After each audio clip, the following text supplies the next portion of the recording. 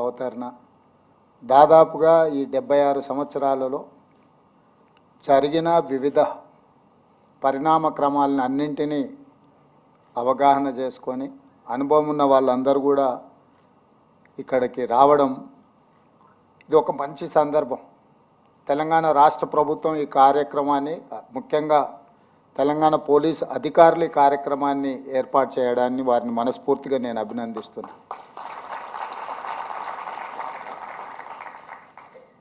ఇన్ని కాలాలలో జరిగిన ఎన్నో అనుభవాలతో కూడుకున్న పెద్దలందరినీ ఒక దగ్గరికి రప్పించడం అనేది అంత ఆషామాషిగా జరిగే విషయం కాదు.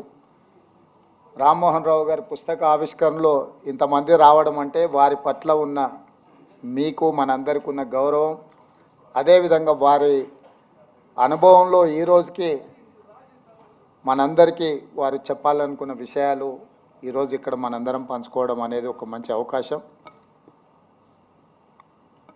నాయకులకు పరిమితులు ఉంటాయి, ఎందుకంటే నాకు ముఖ్యంగా ఆ పుస్తకంలో ఏముందో నాకు తెలీదు. రచయిత గారు ఏం రాసినా అది వారి అభిప్రాయమే, నా అభిప్రాయం అయితే కాదు. వారి అభిప్రాయంతో ఏకీభవించవచ్చు, నేను విభేదించవచ్చు. ఆ పుస్తకాన్ని మొత్తం చదివిన తర్వాతనే నేను చెప్పగలను. ఎందుకంటే వారు ఉన్నతాధికారిగా, గవర్నర్గా, ముఖ్యంగా కాంగ్రెస్ పార్టీని దగ్గర నుంచి పరిశీలించి రాసిన చాలా అంశాలు, ప్రస్తావించిన అంశాలు అందులో ఉండొచ్చు. మేబీ కాంట్రవర్సీస్, లేకపోతే డిస్క్రీట్ ఆర్ ఇండిస్క్రీట్, అందులో ఏముందో నాకు తెలీదు. ఏదేమైనా తెలుగు వాళ్ళ ప్రభావము, తెలుగు భాష మీద పట్టున్న వాళ్ళు కానీ, జాతీయ రాజకీయాలలో మన యొక్క పాత్ర కాలక్రమేణా తగ్గుతూ వస్తుంది. ఇది మనందరం నిశ్చితంగా గమనించాల్సిన అంశం. నాడు సంజీవరెడ్డి గారు, పివి నరసింహారావు గారు, ఎన్టీ రామారావు గారు జాతీయ రాజకీయాలలో వారి ప్రభావాన్ని చూపించడమే కాకుండా జాతీయ రాజకీయాలను శాసించే స్థాయికి మన తెలుగు బిడ్డలుగా వాళ్ళు రాణించడం మనందరికీ గర్వకారణం. వారి తరం తర్వాత మళ్ళీ జైపాల్ రెడ్డి గారు, వెంకయ్య నాయుడు గారు ఒక స్థాయి వరకు నిలబెట్టే ప్రయత్నం చేసింది. ఈరోజు మేము ఎప్పుడైనా ఢిల్లీకి వెళ్తే అసలు ఎవరిని కలవాలనో, ఎవరు మన వాళ్ళు ఉన్నారో, ఏదైనా అంశం రాష్ట్రానికి సంబంధించిందో, మన ప్రాంతానికి సంబంధించిందో, జాతీయ స్థాయిలో ఏదైనా అంశాన్ని ప్రస్తావించాలన్నా పార్లమెంటరీ వ్యవస్థలో మాట్లాడే వాళ్ళు కానీ, లేకపోతే మేము వెళ్ళి కలిసి ఏదైనా విజ్ఞప్తి చేద్దామన్నా అక్కడ ఎవరు కనిపించడం లేదు, వినిపించడం లేదు. ఇది డెఫినెట్గా రాను రాను మన గుర్తింపు, మన గౌరవానికి సంబంధించిన అంశంగా మారుతుందేమని నేను ఆలోచన చేస్తున్నా.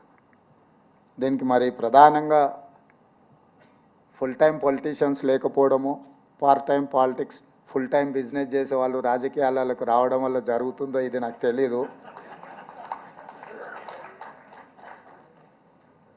భాషా భావము అసలు ఒకటి ఉంటుంది అనేది కూడా రాజకీయాలలో చర్చించుకోవడం చాలా ఆశ్చర్యంగా ఉండే పరిస్థితులు వచ్చినాయి. ఈరోజు జరుగుతున్న పరిణామాలు, ముఖ్యంగా రెండు తెలుగు రాష్ట్రాలలో కొన్ని ప్రత్యేకమైన పరిస్థితుల్లో కొన్ని అంశాలు, కొన్ని పరిణామాలు జరుగుతూ ఉన్నాయి. ఇవి మన మనుగడకు కానీ, మన గుర్తింపుకు కానీ, దేశ రాజకీయాలలో తెలుగు భాషకు, ఈ ప్రాంతం నుంచి వచ్చే నాయకులకు ఏమాత్రం ప్రయోజనం చేకూర్చదు.